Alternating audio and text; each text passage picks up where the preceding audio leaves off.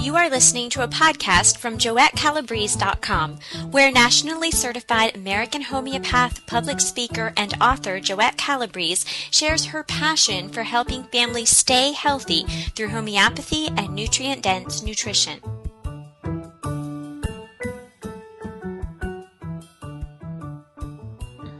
Hello, this is Jendi, and I'm here with Joette from JoetteCalabrese.com. Hello, Joette. How are you? I'm doing well. Nice to see you again, Jendi. It is good to see you. These 2 weeks went a little slower, but not too much. I was looking at your website a little bit and seeing how, you really have a passion to help moms, and you even go into nutrition, and you really seem like an advocate for the families. So how does that connect with homeopathy? Well, it really takes an interest in the subject, and the subject is taking care of your family. Most moms are very interested in that subject, of course, and just like anything else that's important in life, it takes inspiration, which is what I hope to offer here too, in addition to homeopathy, and perspiration, because there is some work that's involved in learning this lifestyle. I know what it's like to be at home with kids, and I was a full-time mom, and I homeschooled my children until high school. But let me share that when you're home with them, it's of course it's one of the most important jobs a woman can ever have. It's pure joy, but it's physically demanding. It takes emotional stability, and it's nearly full-time consuming, except for one little area. We as humans, we moms, for those who love to learn, especially when our kids are babies, we need and crave intellectual stimulation. I know that I did. And if you're a lifetime learner, that comes automatically. Now, if you're homeschooling your children, of course, you're getting that. You're learning things that you never caught on to when you were a kid. You learn all kinds of great new things. But if you're not homeschooling your children, there is that desire. So ought we take up the study of, say, Renaissance art? Or how about something like 19th century opera? I mean, that's one of my favorite subjects. I would love to take that up more thoroughly. But wait, I've got an idea. Why not learn something that not only satisfies the intellectual appetite, but it supports our lifestyle so thoroughly? Why not learn something that will save our family money? And even more importantly, put us in control of our own destinies and our families. That's where homeopathy comes in. It's brilliant. It's a medicine at its best. You learn biology, anatomy, physiology, pathology, botany. It's like going to medical school of sorts without all the junk science that attends the profession, because you're not learning how to subdue symptoms with drugs. You're actually learning how to cure your family, and you get a full understanding of it with all of these other sciences that are relevant to it. Now, I don't know if anybody really heard me. You can cure your family, not suppress symptoms, not watch it diminish only to come back later, like pressing down on a water balloon where it bulges out not too long after. You can actually do this with your family. In fact, that's the name of one of my books, Cure Your Family and Self with Homeopathy. So I find this extraordinarily exciting. For those who don't have a grand income, I urge them to read my blogs. They're free, for goodness sakes. Download them, print them, learn them, study them, use them. They're very user-friendly, and they're practical. I believe in practical homeopathy. For those who want to go the next step, they can get CDs. They can learn that. They can get other homeopaths books and other homeopath CDs. If someone wants to go further, they can take courses. I have online courses. Other homeopaths have online courses. And then, of course, there's tutoring. I do tutoring online. Other homeopaths do this. So this is not just about me, but it is about the idea of taking up a hobby of sorts that becomes your lifestyle. It defines who you are, because you not only then can treat your family for minor issues and sometimes even more confounding issues, but then you become the community healer. I mean, in your church, in your community, in your extended family, in your neighborhood, and people will start flocking to you. It's amazing how this happens. Once they recognize that you have knowledge, and they have a problem, they're going to ask you. They may not follow exactly as you say until you gain more and more of a reputation, but that reputation is gained by knowing this information. So I find it, and I found it. Now, my children are adults now, but I found it very exciting to learn this because I was protecting, helping. I was a very integral part of the financial aspect of our lives. We didn't have health insurance, so this was my insurance. So and even if we had health insurance, there were times in our lives when we did, and then there was another time in our life, especially as our children were growing, that I don't know that I would have gone to a doctor for certain things. I wanted to be able to do it myself. And I took it only as far as that I was capable of taking it. And it's amazing for me. Maybe I lucked out. I think there's partially luck, but a lot of it has to do with the fact that I took this so seriously so early on that my children never had antibiotics. They didn't have Tylenol. They didn't have those drugs that can cause trouble in the end. So that's how I advocate for families. So long answer to a short question. Out of curiosity, do your children still practice homeopathy in their homes now? They do. They do. They still don't have Advil or any of those products in their homes. And in their home, they all live together, as a matter of fact. It's kind of fun that my 3 sons are together.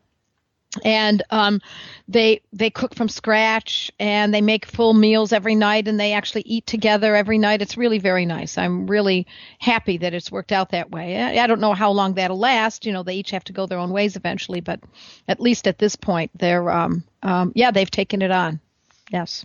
Well, that's all they knew, so it's probably almost second nature. Right. Well, I just got off the phone with my oldest son, and he was having lunch, and I said, "So what do you do at lunch at work? Do you buy the lunch there?" And I was kind of curious as to see if lunch means that he's buying it. Oh no, he says, my brother and I made dinner last night, and it's soup, and they use bone stock, and he made some soup, and he brought it to work with him that day or today. So it warms my heart to hear that. That is awesome, because how many young guys do you know that will do that? Like, I don't know. I know. Well, I emphasized it. When the boys were being raised, I taught them how to make yogurt, kefir, how to grind the flour, make bread. I taught them the importance of making bone stocks, the importance of using a lot of good animal fats, butter, lard, tallow, etc. So it just became a part of who they were. And because I'm Italian, I love to cook. I love preparing meals. I love eating. I love cooking and everything around food. So I think they took that on as well, which is really very satisfying. And that'll help them with their health the rest of their life. Oh, I hope so. I believe so. Yes. So I didn't know anything about this homeopathic remedies until I talked to you. So replacing the drugs is new to me, but I can honestly say I've always been leery of them. Even growing up, it was always like a last resort. You know, we did chiropractor if we had headaches, not Tylenol. Great. And so now I'm still really leery, but like when they were little, and if you call the doctor right away, they say, go get this medicine off the store shelf and use it. So right now I have tweens, 3 about tween age children. Can homeopathy cover any illness that they get? Yes, it can. It seems counterintuitive to give someone something that not only doesn't cure, and I'm addressing what you were talking about before, but worse yet is a synthetic commercial product that causes side effects. It's almost as though you're rubbing salt in the wound. When someone is sick, that's when you give them chemicals? I mean, it doesn't even make sense. It flies in the face of common sense. So, but unfortunately, we have been told repeatedly over the past 80 years that this is all there is. And I'm here to say it's not all there is. In fact, there's a whole world.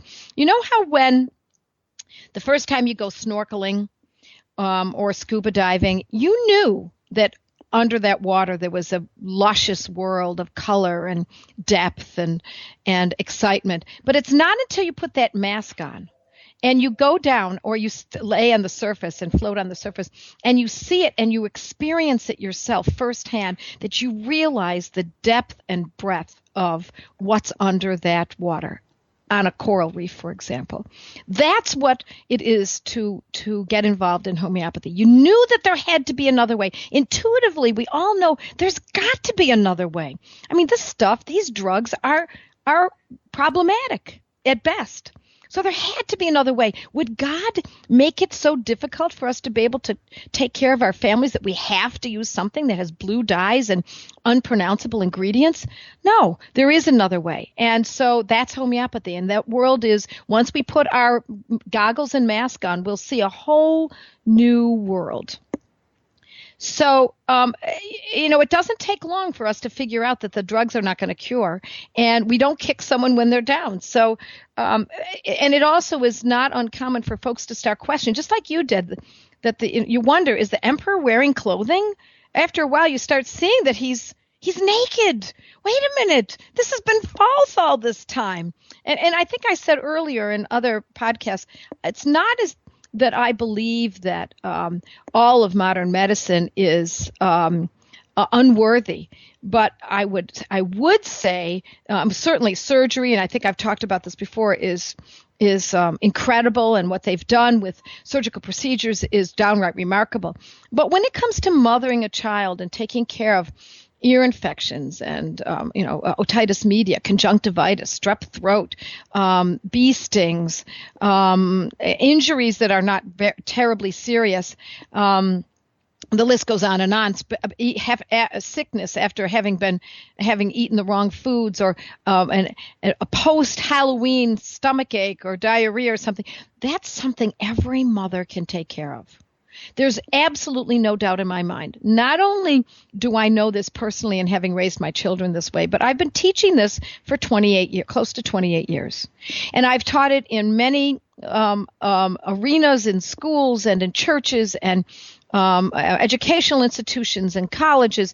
And people come back and tell me, oh my gosh, I can't believe what this did for my child's ear infection. That's the end of the ear infections. We used to see them every 3 months. We don't see them at all anymore. And it was repetitive. So yes, this is medicine. This is the medicine we've all been looking for. And it is applicable in just about every situation except for strictly surgical needs. And even things that we think aren't really an illness, like pimples, some of the cosmetic things homeopathy helps with. Yes, because it's not necessarily illnesses, it's also conditions. Think of it that way. Skin problems is often just a condition. We don't call it a disease if someone doesn't have, acne vulgaris or rosacea or something extreme like that. Although I just offered a class, I just finished it last night, which will be it's been recorded and we'll have it up and running at some point soon on that specifically, on how to treat acne vulgaris and rosacea and eczema and psoriasis and skin issues. So, it covers everything. I can't think of anything it doesn't cover, other than, as I said, a requirement for a surgical procedure.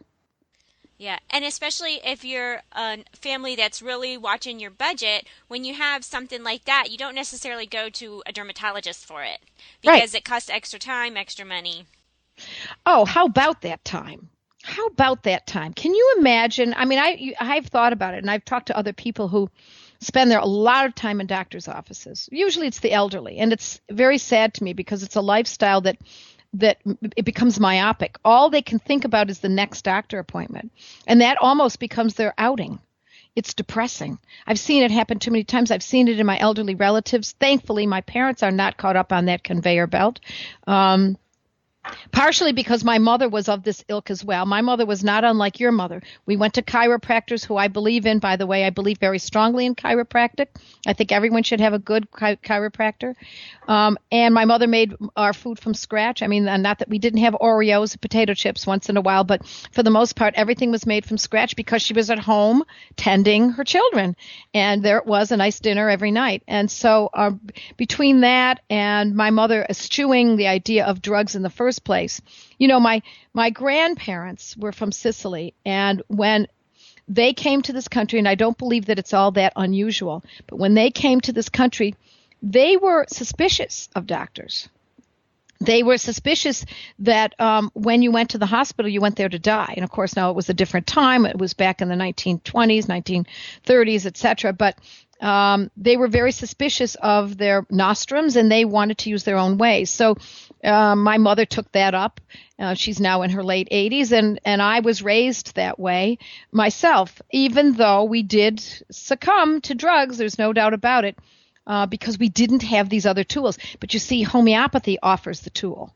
This gives us what we've been lacking as mothers for all these years, for these last many decades. Because, homeopathy was in every educated home. And I say educated because those were the women who took it on.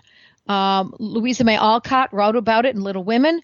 How they used belladonna for a fever that I think Jo had, or maybe her sister. And so all families that were educated, the mothers, the women were educated in learning how to treat their families with homeopathy. It was just a given throughout the United States and, of course, Europe and India, South America, etc. And now a lot of the moms are busy working out of the house, getting the kids places. And I noticed you have the CD that you wrote on your website. Put it in your car and listen to it over and over, and then you can learn. And Right. then you can have the stuff in your cupboard so that you know what to grab and give to your children. Right. It should become second nature after a while, and it will. At first, it seems insurmountable, but it really is not. Particularly if you have a family where your children are prone to colds. If they get colds too frequently, or when they get them, they're too extreme or they last too long, the remedy you want to have on hand is Calc Carb 200, Calcarea carbonicum. Calc Carb is an abbreviation. Calcarea carbonica 200, and when it's used every other day over a period of months. Many and most families find that the colds start diminishing, or they abort altogether. This is not a remedy that we would use for someone who doesn't get colds frequently. You don't use it and say, oh, well, it's coming up to cold season. I think I'll take this. No. This is specifically for someone who has a problem with immunity to colds and flus and infections like that. It's one of my favorite all-time remedies. It can be used in a 200 potency. That's Calc Carb 200 every other day. Or if you have a homeopathy kit and you happen to have it in a 30, that's a Calc Carb 30, then it can be used once daily. And many times families use it every single day for a few months, and they watch their children not miss school. They don't miss piano lessons. They're actually robust and back into the game. It's a wonderful remedy that is that every family should own. And sometimes you'll find it in homeopathy kits. A kit is a remedy, a little box with 100 remedies in. In my office sells them. If folks are ever interested, you can get them on these kits online. And so you'll find this remedy readily available. And it is one of my favorites. If you do want to just kind of protect against colds, do you have a suggestion for that, or is it just like vitamin C? No, I would say it's Calc Carb to protect against colds. Now, if you're talking about someone who doesn't get colds very frequently and you just want to be a little extra cautious, then vitamin C, but I would not take vitamin C. I would eat foods with vitamin C. I don't like vitamins. I'll be honest with you. They're usually synthetic. What you can use is rose hips. I have rose hip plants in my garden, and I harvest the rose hips. They're little cherry-like sized hips that taste quite good. And you can buy them at the health food store, and they're dehydrated and ground up and then put in little capsules. They're loaded with vitamin C naturally. I like the food with the substance rather than the synthetic version of it, because most vitamins are a synthetic version of the real thing. I like the genuine. I can't help but consider always looking for those products, homeopathic remedies, as well as food substances that smell real to me, that feel real to me. That's what I'm looking for. I don't want anything tinkered with. If there was only one homeopathic remedy that every family should have and understand how to use, what should it be? Yeah, good question. Well, certainly that Calcarea carbonicum, 30 or 200. But I'm going to actually step outside of the box and offer two. One is Nux vomica, Nux. Second word is vomica, Vomica, Nux vomica. It can be used in a 30th potency or a 200 potency. And what I love about Nux vomica is that it's great for overdoing.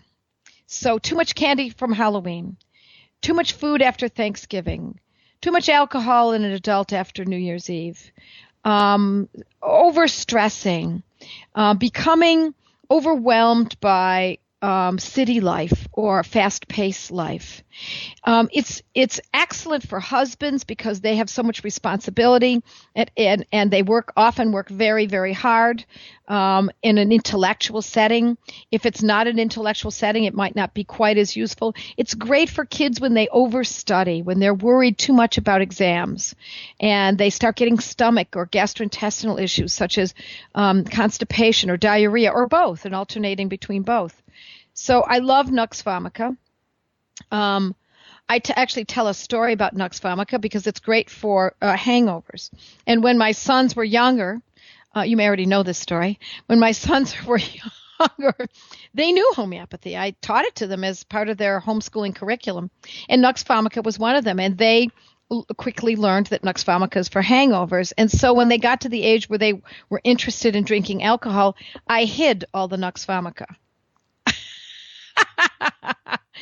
I said, if you're going to drink, because you know that's against the rules, if you're going to drink alcohol, especially underage, or you're going to overdrink even of age, you're going to suffer. You need to suffer. If you don't suffer, you're not going to learn your lesson. I'm not going to give you a little pill that's going to take away that groggy, painful head, disoriented stomach. You're going to live with it.